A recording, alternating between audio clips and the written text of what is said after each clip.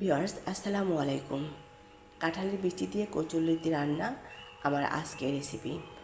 দর্শক, আশা করছি আমার আজকের রেসিপি আপনাদের ভালো লাগবে, আর তাই স্কিপ না করে চলুন আমরা দেখি পুরো ভিডিওটি শুরু থেকে শেষ পর্যন্ত।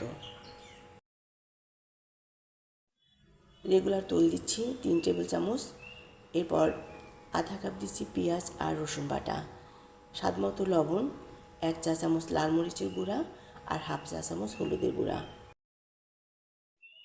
এবার মশলা কষিয়ে নিব ভালোভাবে। যতক্ষণে তেলটা উপরে চলে না আসে ততক্ষণে আমি মশলা কষিয়ে নিচ্ছি। এরপর এর ভিতরে দিয়ে দিব কাঁঠালের বিচি। 1 কাপ পরিমাণ কাঁঠালের বিচি আমি এখানে দিলাম, আর কাঁঠালের বিচিটা মাঝখানে আমি ভাগ করে নিয়েছি। এবার এটাকে কষানোর পর এর ভিতরে দিব কুটে ধুয়ে রাখা কচুরলতি। এখানে আধা কেজি কচুরলতি আছে। লতিগুলোকে আমি একদম ভালোভাবে পরিষ্কার করে নিয়েছি, আর লতিগুলো কিন্তু খুবই টাটকা। এবার এগুলোকে কিছুক্ষণ সময় ধরে কষাবো।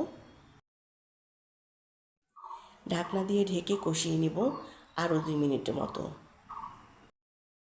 কষানো হয়ে গেলে এর ভিতর গরম পানি দেব 2 কাপ। গরম পানি দেওয়ার পরে একটু নেড়েচেড়ে ঢাকনা দিয়ে ঢেকে একদম সিদ্ধ করে নেব, আর একদম মাখা মাখা করে এটাকে রান্না করতে হবে।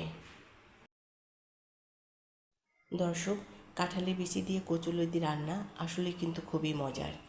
আপনারা যারা এখনও খাননি বা রান্না করেননি তারা একবারের জন্য হলেও এটা বাসা করে দেখতে পারেন, আর স্বাদটাও নিয়ে নিতে পারেন। ঝোল একদমই মাখা মাখা হয়ে আসছে। কাঁঠালের বিচি আর কচুরলতি ভালোভাবে সিদ্ধ হয়ে গেছে। এবার চুলার আঁচটা বন্ধ করে দিব আর পরিবেশন করে নিচ্ছি মজার এই তরকারিটি।